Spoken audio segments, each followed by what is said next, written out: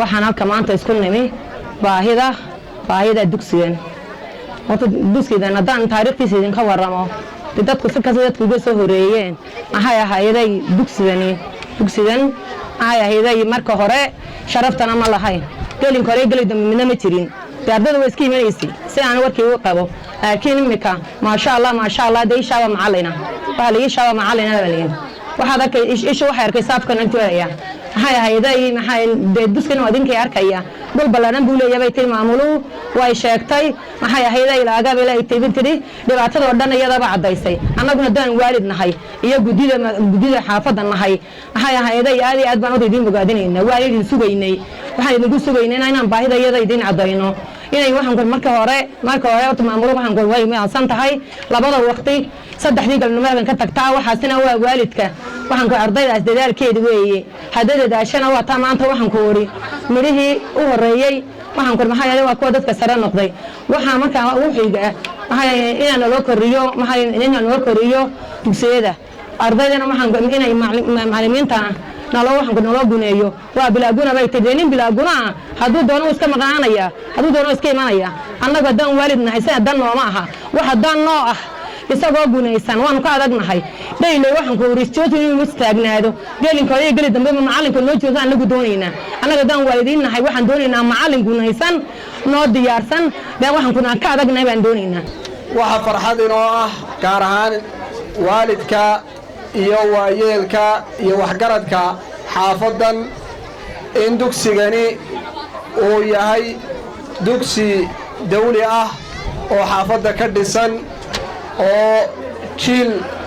aan tiro yarayn oo arday ah soo saaray oo dugsiga hoose dhexe waxbara ardaydaasi oo runtii xaafadda kaalin weyn ugu jirta muuqaalkooda iyo dirayskooda iyo waxbarashadooda intaba xaafaddu ay ku naalooto wax lagu farxo runtii weeye waxaynu mahadnaqinaa mahadnaq ballaadhan oo aan la soo koobi karayn macallimiinta iyo maamulka iyo barayaasha iskuulkan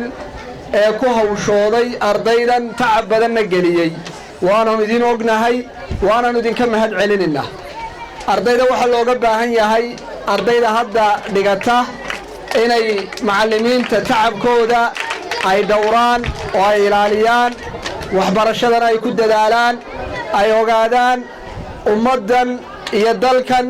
cidda u soo kacaysa waxna u qabanaysa inay iyaga yihiin waxaa loo baahan yahay dawladda oo keliya inaynu iskuulka dhisitaankiisa iyo koruqaadkiisa iyo wixii ka dhiman iskuulka hadday tahay galaasyo hadday adeegyo kala tahay dawladduun inaynu ku eegna ma aha xaafaddu inay isu kaashato oo iskuulkan ay leedahay waa iskuulka keliya ee xaafadda ee dawliga ah inaynu gacmaha isqabsanno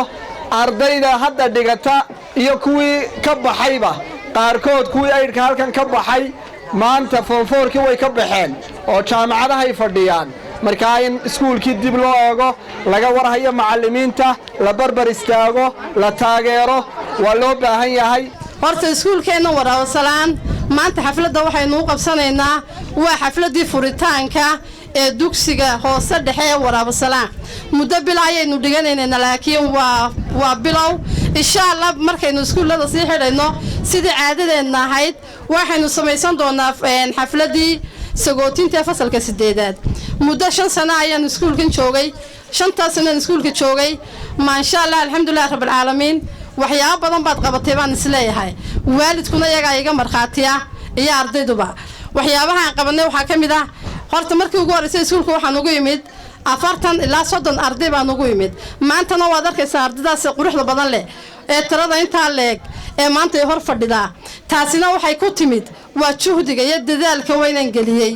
oo iskuulka habeen iyo maalin labada gelinba la iga helo oonan u qada tagin meel kale sababtoo ah haddaan qada tago aqalkaygu uu fog yahay oo meeshan ma deganin haddaanan deganayna mar walba ma iman karayo sidaa daraadeed waxaan door biday inaan halkaa fadhiyo oon bilaaqado ku sugo oon ardada safka geliyo gelinka dambe kuwan markay iga baxaan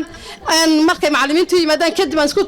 dhameeyo salaada casar wixii ka dambeeyaan ka tago taasina waxa weeyaan waa dadaalka weynaan muujiyay waayahay waxa kale iskuulka intaynu joognay afartii eedha hore inaga baxay alxamdulilah rabbil caalamiin maalinna ardayguma soo noqon waa alxamdulilah waa maxay heeday mahad ilaahay aanu celinayo oo isleeyahay ilaahay baa kugu garab galay anigoo macallimiinta iga yara liiteen oo macallimiintayda wada yihiin bilaaguuno oo haddana hawshu igu ballaaran tahay haddana alxamdulilah rabbil caalamiin sanadna ardayguma soo noqon maantana sanadkii ugu dambeeyay karoonuhu dhacayna ardaydii ugu sarreysay Somaliland ayaynu helay oo 11 arday ayaa waxay noqdeen ardaydii heshay dugsiga Sheekh ee Soos ku guuleystay bay noqdeen ma sha Allah ay u baahan yihiin in la soo dayro oo la maxay fasal kala nolow soo kordhiyo imika fasal ba laba galaas oo 1 iyo 2 ayaa hal fasal ii wada dhigta taasina waxa weeyaan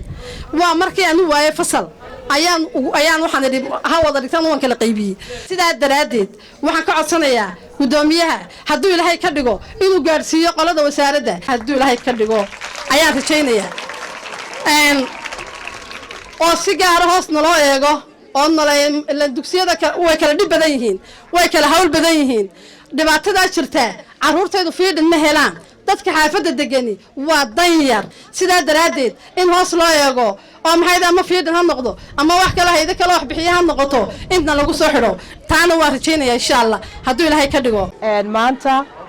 oo aan idin kula soo qayb galnay munaasabadan qaaliga ah ee aadka u quruxda badan ee laga soo agaasimay dugsigan Waraaba Salaan aad iyo aad ayaan idinku mahad celinaynaa run ahaantii samsam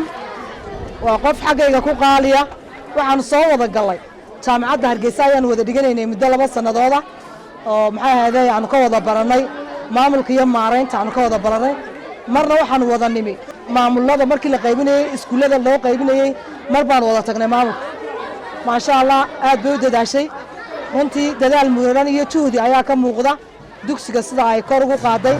talabaad waxa weeyaan waa dhacdo ardayda inta leeg ee gashay maanta kaalinta ugu muhiimsan ee dugsiga Soos runtii waa wax looga mahad celiyo waalidiinta waxaan ku dardaaraya inay dugsiga iyaga iska leh wax ka qabtaan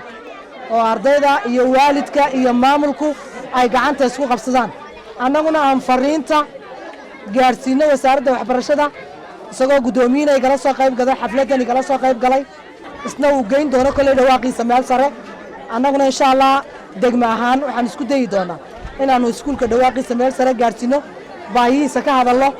maxay ahaday ilaa iyo heer wasiir aanu soo bandhigno insha Allah bidnaahi taala waxaan aad iyo aad ugu faraxsanahay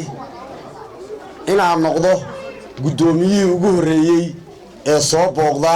dugsigan ilaa waqtigii la dhisay ilaa alaana imaatikan aan idin imid wuxuu dhiiri gelinayaa ardayda iyo waalidiinta iyo macallimiinta iyo maamulaha runtii waa wax la bogaadiyo 11 arday oo sanadkan ka baxay dugsiga hoose dhexe Waraaba Salaan in ay helaan dugsiga sare Soos waa wax lagu farxo runtii aad iyo aad ayay u mahadsan yihiin macallimiintii waalidkii iyo maamulihii iskuulka oo runtii aad iyo aad ugu dadaalay in ay soo saaraan arday inta leeg oo ka qayb gasha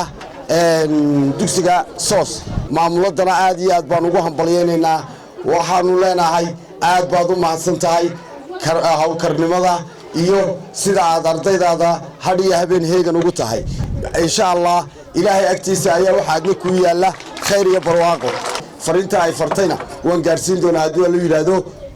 madaxdii iga sareysay insha Allah waxna waanu ka qaban doonaa